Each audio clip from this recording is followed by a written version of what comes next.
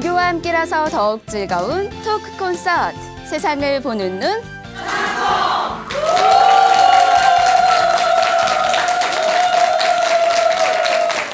네, 안녕하세요. 세상을 보는 눈 전환통의 아나운서 김효선입니다. 여러분, 문화하면 어떤 게 떠오르세요? 문화하면요, 다양한 전시와 또 공연, 뮤지컬 등이 떠오르는데요. 자, 불교계에서도 문화가 있지요. 바로 산사음악회가 불교 문화로 아주 단단히 자리를 잡고 있습니다. 그래서 이번 시간 준비를 해봤습니다. 세상을 보는 눈 천안통에서는요, 이 불교 문화로 아주 잘 알려진 심고감의 주지 원경 스님과 함께 하도록 하겠습니다.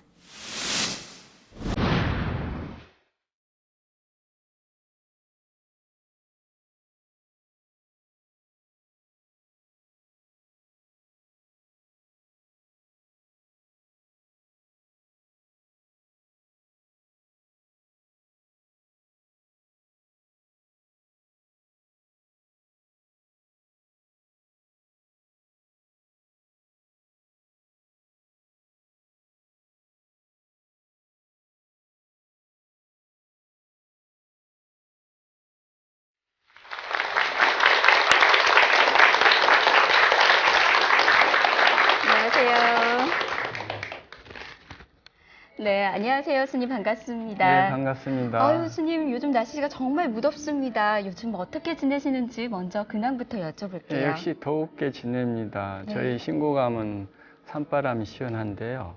요즘 무료급식소 한이라고 도심 속에 야전병처럼 묻혀서 지내다 보니까 다소 덥습니다. 네. 여름에는 좀 더워야 되지요. 그렇죠. 이열치열도 있잖아요, 스님. 네. 스님께서 또 무료급식으로도 바쁜 하루하루를 보내고 계시는데요. 스님께서 특히나 문화 쪽으로도 아주 유명한 걸로 알고 있습니다. 오늘 주제와도 아주 깊은 또 관계가 있는 걸로 알고 있는데요. 오늘 어떤 말씀 들려주실지 살짝 소개 부탁드립니다. 예, 신고감 하면 산사음악회로 유명하죠. 네. 예, 산사음악회가 무려 30회 이상을 넘어가고 있는데요. 이 산사음악회라고 하는 것이 현대적인 문화예술제 이름이긴 합니다만 과거의 영산제라든가 또 여러 가지 제의식 속에 우리 사찰에서는 문화예술의 여러 가지 장르가 함께 해왔었습니다. 네. 네. 요즘은 다양한 문화예술이 다양화되고 또 보편화되고 해서 이제는 새로운 장르의 문화예술을 사찰에서 접목해야 될 시기가 아닌가 생각이 들어요. 네. 그런 의미에서 대중과 함께하기 좋은 산사음악회가 적격이 아닌가 싶습니다. 네, 대중과 함께 하고 있는 산사음악회, 특히 심고감, 어떤 사연이 있는지도 궁금한데요. 오늘 이 시간을 통해서 함께 들어보는 것도 좋을 것 같습니다. 자, 그러면 본격적으로 스님의 강연 청해 듣도록 하겠습니다. 여러분 큰 박수 부탁드립니다.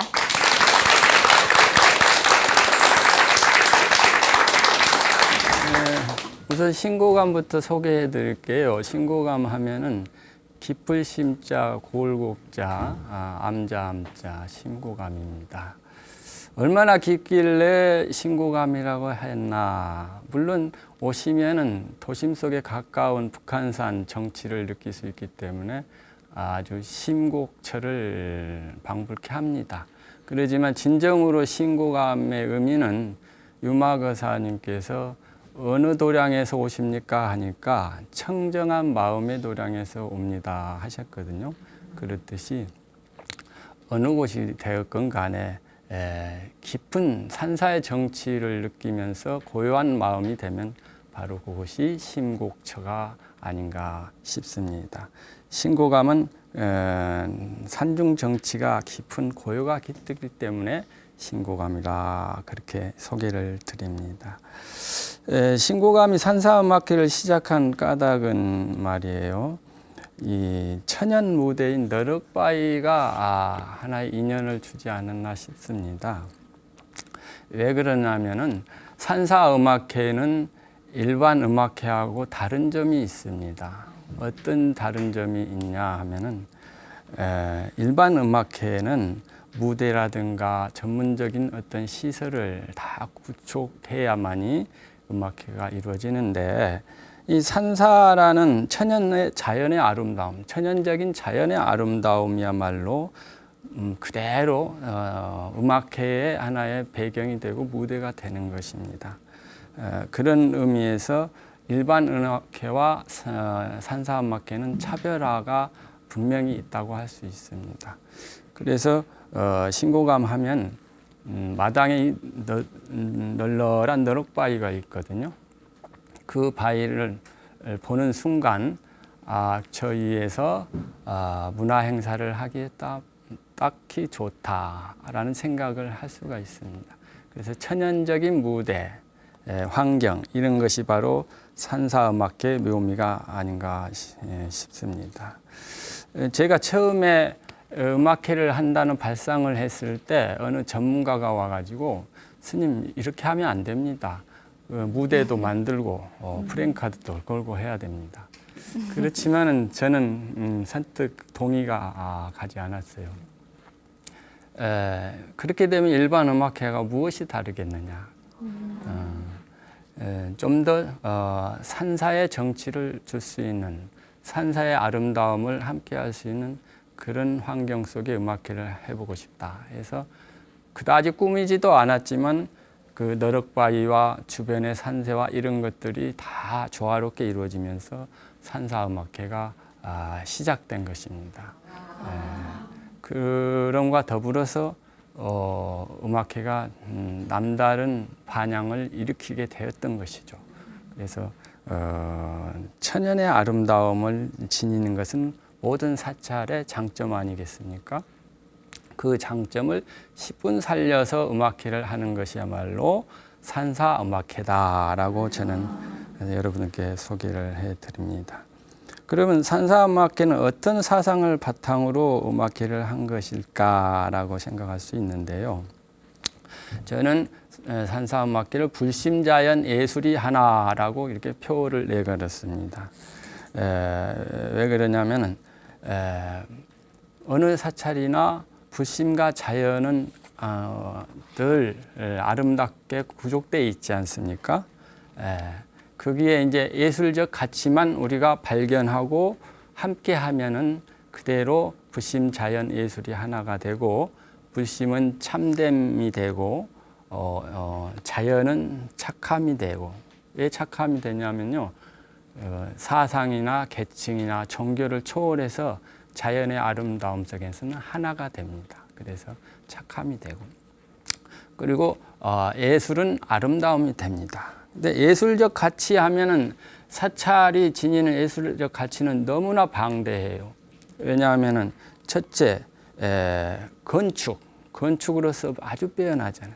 그리고 해와 또 조각 이런 여러 가지 조경, 종합 예술 가치를 지닌 곳이 이 사찰이라고 할 수가 있습니다. 그런 빼어난 예술적 가치를 함께 할 수 있어야 되는데, 산중이 고요함만 지키고 있어서야 어떻게 함께 할 수 있겠어요. 그래서 거기에 부득이 대중문화예술을 접목하게 되는 것입니다. 그래서 불심과 예술과 자연과 진선미를 함께 구현하는 현실 정토를 구현하자는 그런 의미를 가지고 산사음악회를 시작하게 된 것입니다.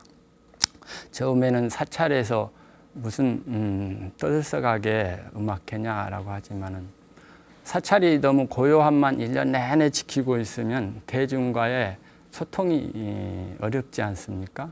그래서 1년에 한 번 내지 2번 정도는 열린 마당으로서 긴장과 이완의 그런 의미를 가지고 문화 행사를 통해서 많은 대중과 함께하는 그런 가치와 의미가 있다고 생각합니다. 네, 그리고 이 산사음악회는 대부분 보면은 산사음악회를 할 때 그 대형 가수를 많이 초대하는 것으로 하나의 그냥 이세를 삼은 듯한 그런 모습을 보게 되는데요. 제 입장에서는 그다지 환영하고 싶지 않은 모습입니다. 왜냐하면은 대형 가수분이 여럿이 오시게 되면요, 그분들도 바쁘거든요. 그래서 금방 가셔요. 그런데 한 분만 오롯이 모셔서 클라이막스를 장식하게 하면 자기 마당인 마냥 듬뿍 담아 주시고 가십니다. 그래서 산사음악회가 따뜻하게 되고요. 또 나머지 시간은 꼭 대형 가수나 문화예술인이 아니더라 하더라도 지역 예술인들이 많습니다. 그 지역 예술인들이 함께 동참하는 의미를 갖춰주게 되는 것이죠. 그래서 사찰이 문화예술의 허브 역할을 할 수 있는 것입니다. 그럼과 더불어서 예산도 절감돼요. 그래서 사찰 정제를 너무 낭비해도 안 되지 않습니까? 예산이 절감돼야 어떤 장점이 있냐? 지속적으로 할 수가 있어요. 어느 절에 보면은 그냥 너무 과하게 투자를 해가지고 다음에는 엄두가 안 난다 싶어가지고 다음에는 그 좋았던 음악회 왜 안 해요? 하는 소리를 듣게 되는 거죠. 그러지만 대형 가수를 너무 무리하게 초대하지 않게 되면은 예산도 절감되고 또 주변에 많은 문화예술인들이 함께 하고 싶어하는 분이 많거든요. 그분들에게 역할 부여를 함으로 인해서 사찰이 문화예술을 중흥하는, 진흥하는 좋은 역할을, 매개체 역할을 할 수 있는 것이기 때문입니다. 그래서 대형 가수를 많이 초청하는 것은 그다지 바람직하지 않다. 또 고정관념이 있어요. 고정관념이 어떤 관념이냐면 꼭 저녁에 조명을 거창하게 설치하고 해야 음악회라고 생각을 하는 경우가 있어요. 그러다 보면은 조명이라든가 무대라든가 이런 시설하는 비용이 너무 과부담이 되거든요. 그래서 그러다 보면 저녁에 또 하면은 안전 문제도 문제가 되거든요. 그래서 꼭 저녁에 해야 된다는 고정관념을 버리고 밝은 대낮에 해거름역 정도라도 하시거나 한 낮에 해도 무난하죠.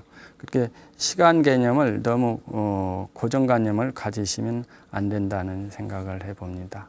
그래서 제가 이런 얘기를 해드리는 것은 여러분들이 사찰마다 가셔서 소임을 보시고 주지스님을 모시고 문화예술제를 하시는 기획을 하게 되면은 꼭 이런 소견을 여러분들이 말씀드려서 경제적이면서 효율적인 산사음악회가 되었으면 하는 그런 마음가짐을 갖도록 제가 전해드리는 말씀입니다. 또 산사음악회 하면은 초두에 말씀드렸듯이 진선미 구연이다. 이게 참 중요한 것 같아요. 불심은 깨달음이기 때문에 진이 되고 또 자연은 종교나 계층을 초월해서 마음이 평온해지기 때문에 선이 되고 그리고 예술은 아름다운 마음으로서 문화적 덕성을 일깨워주기 때문에 미가 됩니다. 그래서 진선미를 현실 정토를 구현하는 그런 미덕으로서 산사음악회가 하나의 작용과 역할을 할 수 있다고 저는 생각해 봅니다. 여러분 어땠어요? 제 얘기 공감합니까? 네. 아유, 감사합니다. 네. 지금의 산사음악회가 있기까지 스님께서 참 많은 노력을 해주셨는데요. 특히나 이 산중의 정치가 잘 어울려져 있는 이 심고간 산사음악회 참 많이 기대가 되지 않으세요? 네. 기회가 되면 꼭 한번 또 많은 분들께서 함께 했으면 좋겠다라는 생각도 듭니다. 스님, 제가 또 알기로는요, 스님께서 찬불가 가수로도 잘 알려져 있더라고요. 이번 시간에 스님의 노래를 들었으면 좋겠는데요. 여러분 어떠신가요? 듣고 싶죠? 네. 큰 박수로 스님의 노래도 또 청해 듣도록 하겠습니다.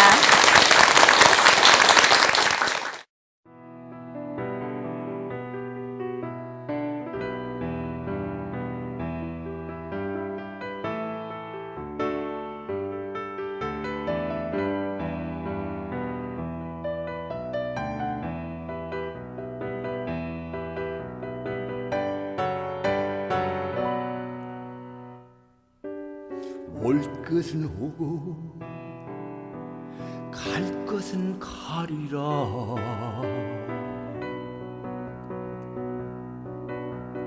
꽃 피는 봄은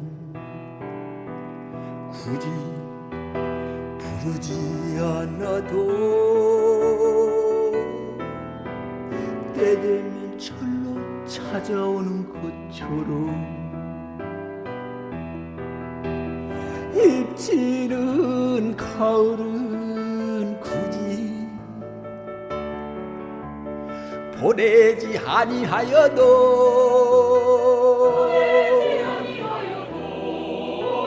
겨울을 향해 떠나는 것처럼 올 것은 오고 갈 것은 가리로다.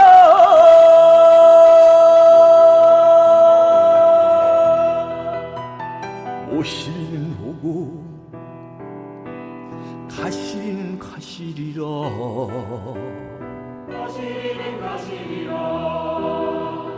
나 홀로 여기 서 있음에 불어오는 바람 스스로 불어오고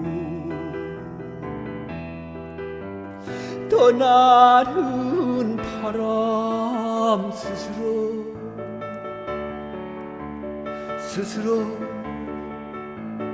떠나가듯 때가 되면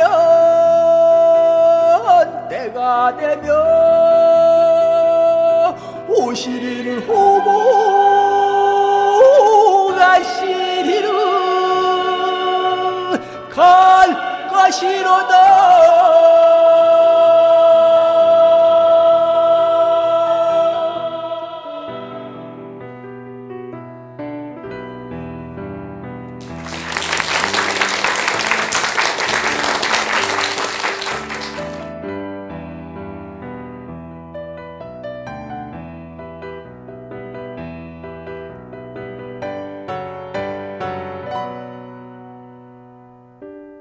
올 것은 오고 갈 것은 가리라.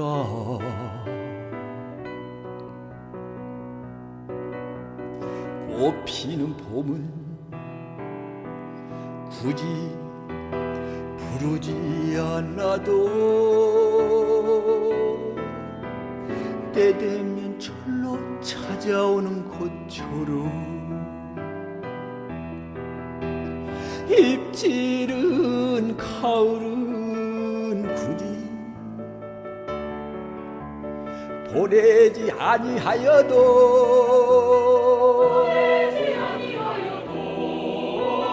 겨울을 향해 떠나는 것처럼 올 것은 오고 갈 것은 가리로다.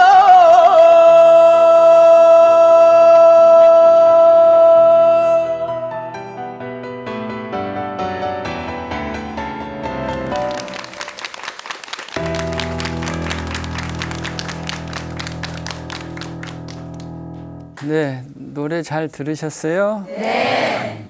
오시리 가시리라는 시인데요. 제가 그대꽃처럼이라는 시집에 지어서 수록한 시입니다. 올 것은 오고 갈 것은 가리로다. 꽃 피는 봄은 굳이 부르지 않아도 때 되면 절로 찾아오는 것처럼 입지는 가을은 굳이 보내지 않아도 겨울을 향해 떠나는 것처럼 올 것은 오고 갈 것은 가리로다. 오시리는 오고 가시리는 가시리라. 나 홀로 여기 서 있음에 불어오는 바람 스스로 불어오고 떠나는 바람 스스로 떠나가듯이 때가 되면 오시리는 오고 가시리는 갈 것이로다. 우리가 이 세상을 살아가면서요, 얼마나 많은 것들이 오고 또 갑니까? 거기에서 우리는 늘 회한을 가지고 살죠. 그러나 이제 그 달마 사행론에 보면 수연행이라는 그 가르침이 있잖아요. 인연 따라서 물 흘러가듯이 잘 살아가는 거예요. 그래서 올 것은 오고 갈 것은 가리라. 꽃피는 봄이 꼭 부르지 않아도 오잖아요. 가을은 굳이 우리가 애써 막 보내줘야 가는 거 아니잖아요. 그러니까 자연의 원리처럼 우리의 삶도 물처럼 바람처럼 그렇게 오고 흘러가는 것입니다. 그런 이제 그런 것을 제가 시로 이렇게 표현을 해봤어요. 그래서 저는 문화예술을 좋아합니다. 그래서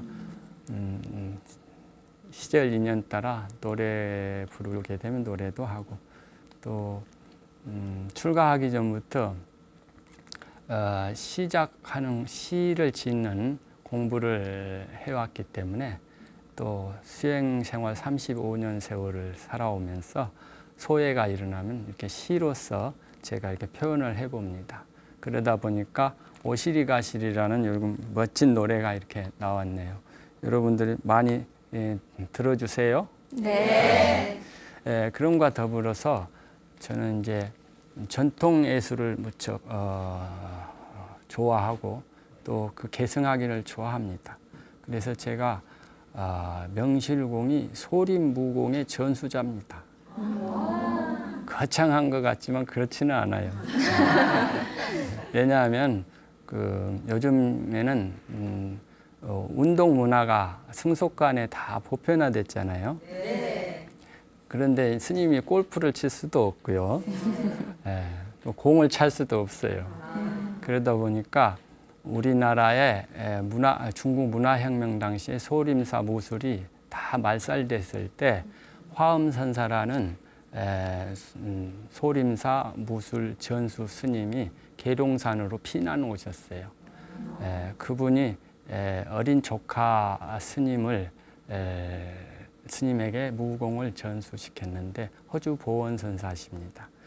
그분의 또 정맥을 잘 이으신 분이 처사님입니다마는 거의 출가 생활에 가깝게 그분에게 법을 이었어요. 그래서 흑호자 관장님이 계십니다.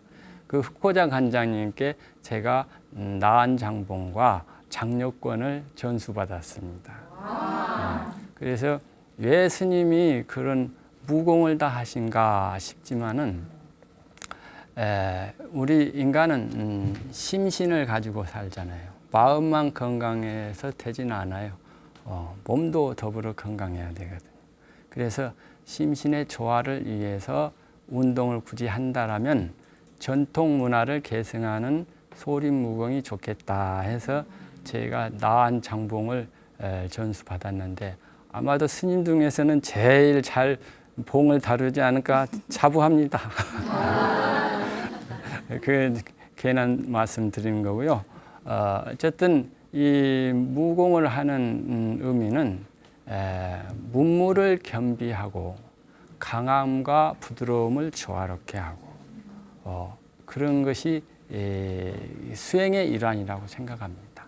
그래서 우리 사찰에도 그런 불교를 상징하는 전통 그런 운동법이 있다는 것을 여러분들에게 소개함과 더불어서 문화예술을 통한 우리 불교가 좀 더 활발하고 아름답게 꽃피었으면 하는 바람을 해봅니다.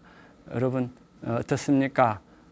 제 얘기에 귀가 솔깃한가요? 네. 예, 그러면 함께 할 수 있는 시간을 자주 가졌으면 좋을 것 같습니다. 네, 스님께서 문화 예술에 대한 사랑이 오롯이 전해지는 것 같은데요. 앞으로 스님께서 이런 문화 예술 쪽으로 어떤 계획을 가지고 있으실지도 궁금합니다. 어떤 계획이 있으시나요? 예, 그동안에 신고감은 산사음악회 전형이라고 일컬을 만큼 열심히 살아왔는데요.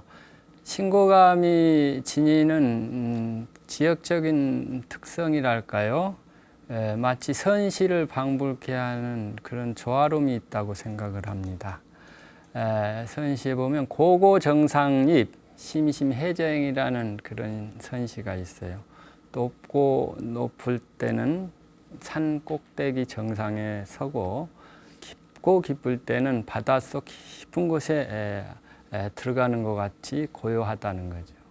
그래서 밝음과 어둠, 활달함과 고요함 이것을 조화를 잘 이루는 것이 마음의 각성 상태인데요.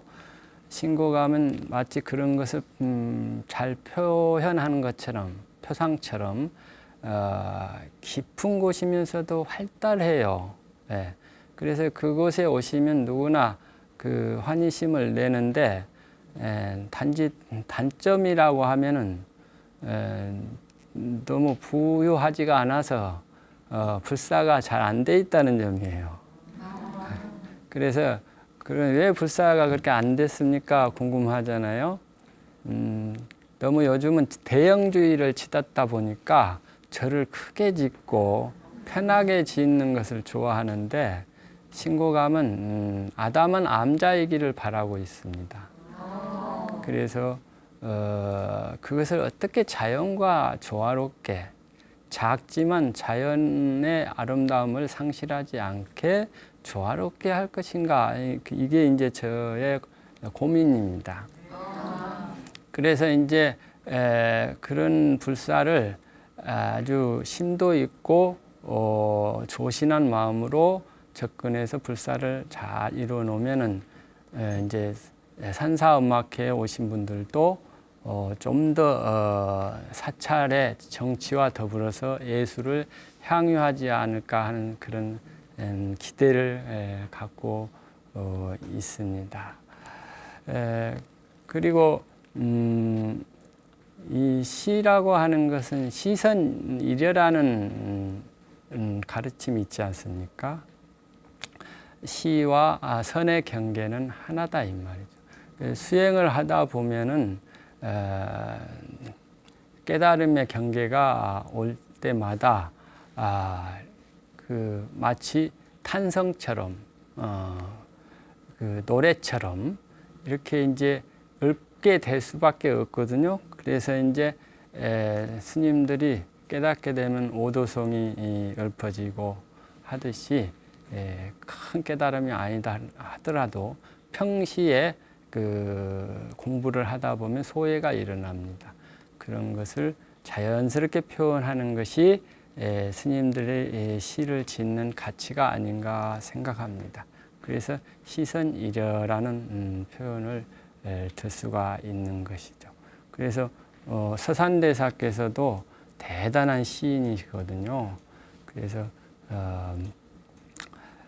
도를 알았으니 시를 쓰노라, 그런 이제 말씀을 하신 적이 있어요. 그만큼 서산 큰 스님께서도 시와 도의 경계는 다르지 않는 것이라는 것을 표현하신 것 같아요. 그래서 여러분들도 서산 스님의 시를 한번 탐독하시고 하시면 그 큰 스님의 이 시적 경계와 더불어서 마음의 경계가 어떤가를 10분 아실 수 있을 겁니다.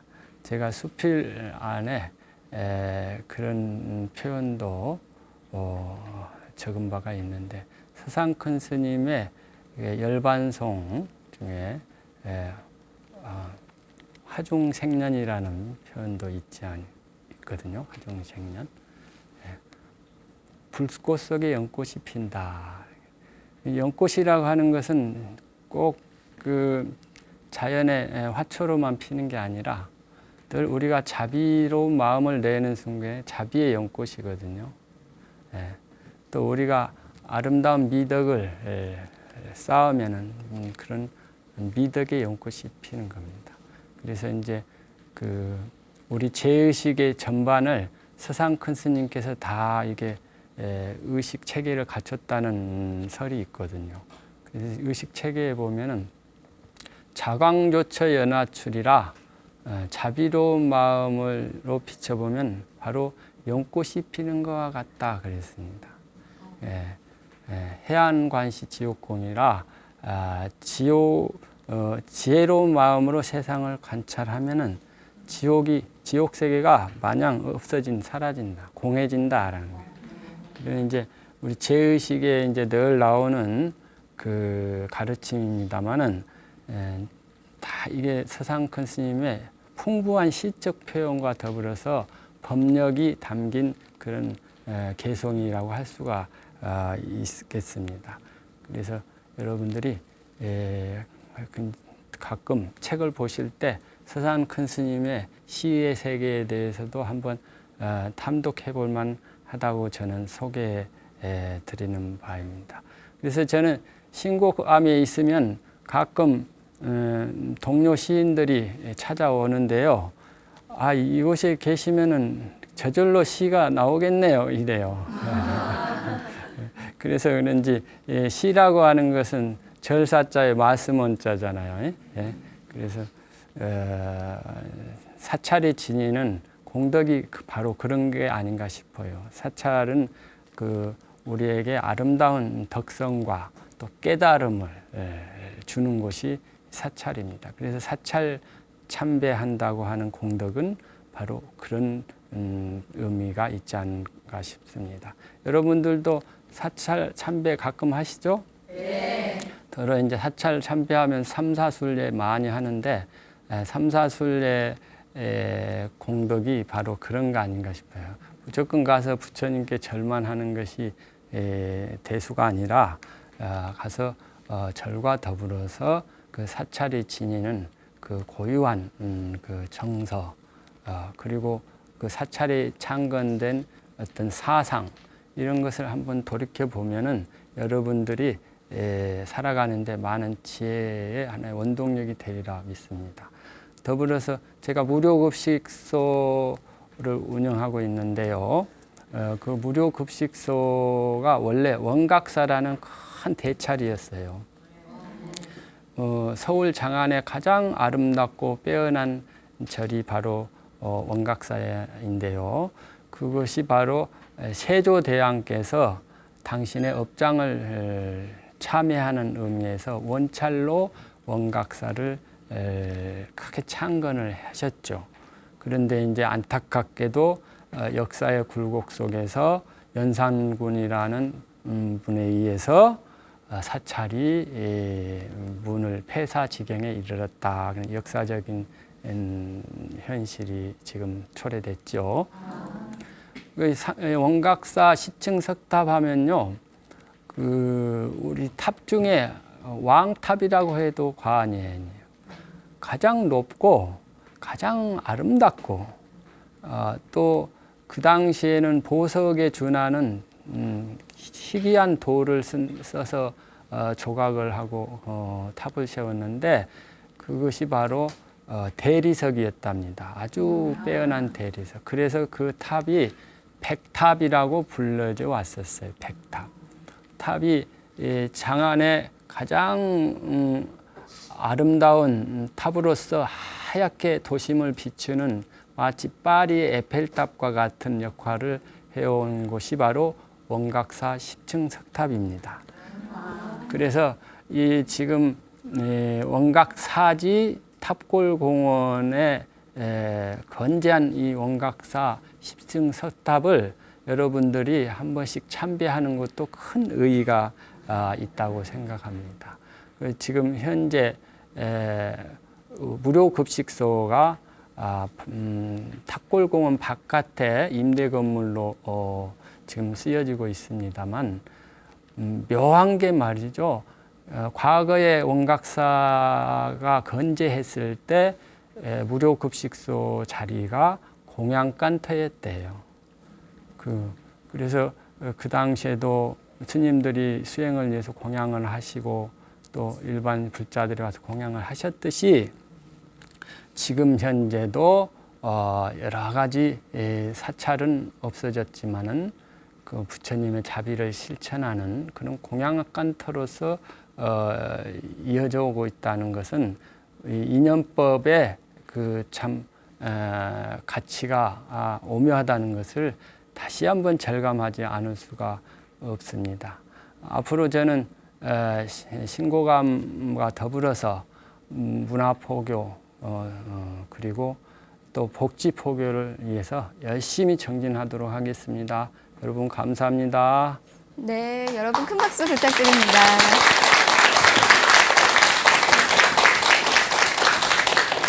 네, 이렇게 스님께서 문화 포교, 다양한 불교 문화에 대해서 또 알려주셨는데요. 오늘 이 시간 이후로 많은 분들께서 이 불교 문화에 대해서 관심을 가져보는 것도 좋을 것 같습니다. 자, 이번에는 방청객 여러분의 질문을 받아보도록 하겠습니다. 아마 이렇게 불교 문화의 종류가 많았나 싶은 분들도 계실 겁니다. 한 분 한 분씩 또 질문을 받아보도록 하겠습니다. 어떤 분이 먼저 질문하시겠어요? 손을 들고 계셨네요. 네. 예, 스님 말씀 잘 들었습니다. 네, 저는 스님 말씀 들으면서 되게 공감 가는 부분도 되게 많았고요. 저는 친구가 어떤 존재인지 그 부분에 대해서 조금 궁금해서 말씀드리려고 하는데요. 그래서 오래 만난 친구도 조금 낯설게 느껴질 때도 있었고요. 친구가 항상 좋은 건 아니고 그렇다고 또 싫은 것도 또 아니고요. 어떤 존재가 친구인지 그 부분에 대해서 한번 말씀 듣고 싶습니다. 친구 사이에서의 이런 존재에 대해서 또 궁금해하시는 분이 계시네요, 스님. 예, 네. 친구라고 하는 것은 자기 자신의 분신과 만큼이나 분신인 만큼이나 아주 소중한 것이 친구라고 생각합니다. 네. 그래서 불교적으로 표현하면 도반이다 그러잖아요. 예, 불자들은 삶의 가치를 수행해 두기 때문에, 깨달음에 두기 때문에 깨달음을 함께 닦아가는 법이다, 도반이다라고 이제 표현을 하는데, 도반의 의미가 잘 서로 깨달아진다라면 관계가 굉장히 깊어지고 아름다워지지 않을까. 단순한 사사로운 정으로만 관계를 갖는 게 아니라 우리는 불자로서 도의 길을 함께 가는 대성불자다라는 그런 기본적인 가치를 가지고 관계를 가진다면 굉장히 친구 관계가 깊어지는 관계가 되겠다는 생각을 합니다. 초발심 자격문이라는 책이 있는데 스님들이 처음 출가했을 때 배우는 거예요. 거기에 보면 첫머리에 원리아고하고 악한 것을 멀리 친근현선하라 그랬어요. 악한 것을 멀리하고 착하고 어진 스승을 가까이 해라 라고 했고, 이 얘기는 승속간에 초심이 중요하기 때문에 스님을 위한 초발심 자격문이라 하지만은 모든 사람에게 해당되는 그런 가르침이 아닌가 싶습니다. 친구의 소중함은 턱없이 크기 때문에 부처님께서 친구는 공부를 전부를 시켜준다라고 했어요. 이 말이 참 틀리지 않은 것 같아요. 좋은 친구에 의해서 자기 인격의 형성이라든가 자기 가치관의 형성이 굉장히 중요하게 차지하고 있거든요. 네. 그것이 인연법에 있어서 가장 형제간 이상으로 소중한 게 친구가 아닌가 싶고, 좋은 친구가 아니면은 무소의 뿔처럼 혼자서 가라 그랬어요. 차라리 혼자서 가라 그랬어요. 제가 늘 책을 통해서 말씀드렸습니다만은 혼자 있으면 누구나 애로움을 타거든요. 네. 그렇지만은 그 애로움 속에서 자기 성찰이 제일 잘 되는 겁니다. 그래서 혼자 있을 때는 자유로움을 느껴야 돼요. 자유로움을. 그리고 좋은 벗이 있을 때는 자유로움과 더불어 평온함이 느껴져야 돼요. 평온함. 그 평온함이 느껴지려면 사사로운 감정으로만 사귀면 안 되겠고요. 늘 함께 수행하는 좋은 벗이다, 도반이다, 친구야, 도반아 이렇게 되는 좋은 관계가 되어야 되는 생각을 합니다. 네. 그래서 이 친구의 관계는 가장 소중하기 때문에 네. 신중하게 사귀어야 되고 서로 탁마하는 그런 감정으로 서로 사귀게 되면 소소한 감정이라든가 불편한 관계라든가 이런 것은 수행 관점에서 보면은 극복하는데 좀 더 용이하다고 생각을 해봅니다. 네. 친구에 대해서 존재를 생각하기 이전에 내가 사사로운 감정을 가지고 있지는 않나 이렇게 돌이켜 생각해 보는 것도 좋을 것 같습니다. 자, 계속해서 다음 분의 질문도 이어서 받아보도록 하겠습니다. 어떤 분이 질문하시겠어요? 네, 머리 긴 분이시요. 저는 직장에 다니고 있는데요. 그래서 집보다 회사에서 보내는 시간이 더 많아요. 근데 그 회사 안에서 저는 좀 불편한데 자꾸 친한 척을 하는 사람이 있어서 어떻게 하면 좀 서로 불편하지 않게 일적인 관계를 유지할 수 있을지 여쭤보고 싶습니다. 맞아요, 네. 스님. 직장 내 대인 관계도 참 어려운 것 같아요. 예. 네. 글쎄, 저는 직장 생활을 안 해봐서 잘 모르겠네요. 하지만 조언은 할 수 있어요. 네. 예, 사람마다요, 자기 색깔과 향기가 있습니다. 그 색깔과 향기를 전혀 도외시하고 일방적으로 환경에 맞춘다고 하는 것은 한계가 있고 힘든 일이거든요. 그래서 스트레스도 쌓이게 되겠죠. 네. 물론 직장 생활이라고 하면은 기본적인 회사의 준칙이라든가 규범이 있지 않겠어요? 네. 그것은 서로 인욕하면서 잘 극복하고 함께 도모하는 것이 중요하겠지만 무리하게 자기 빛깔과 향기를 놓쳐버리게 되면은 그 관계가 얼마나 오래 가겠어요? 가지 않잖아요. 그래서 거기에는 좀 일관된 자기 노력이 필요한 거예요. 자기만의 빛깔과 향기를 지니는 일관된 자기 의지가 필요한 거라고 생각해요. 그러다 보면은 크게 직장에 대한 그런 규범을 벗어나지 않는 선이기 때문에 점차적으로 상호 간의 빛깔과 향기를 이해하게 될 수가 있죠. 그러게 되면은 마침내 신뢰와 든든한 관계성으로 관계가 지속적이고 평화롭게 되지 않을까 싶어요. 그래서 무리하게 자기 성향을 도외시하고 너무 상대방에게 맞추려고 하는 그런 것도 좋지는 않다고 생각합니다. 도움이 되셨나요? 네, 스님 좋은 말씀 고맙습니다. 또 오늘 질문해 주신 두 분께도 다시 한 번 더 감사의 말씀 드립니다. 스님 아쉽지만 벌써 세상을 보는 눈 천안통 첫 번째 시간을 마무리를 해야 하는데요. 마지막으로 한 말씀 더 부탁드립니다. 예, 장기난조 지상하면 도업이 항신한다고 했습니다. 부처님 법 만난다는 것은 참으로 희유하고 아름다운 일입니다. 그렇게 만나기 어려운 것을 만났다라는 자부심과 긍지를 우리 불자님은 가지시고 그 긍지와 더불어서 더 열심히 정진할 수 있는 불자가 되었으면 합니다. 여러분 성불하세요. 네, 여러분 좋은 말씀 해주신 스님께 큰 박수 부탁드립니다.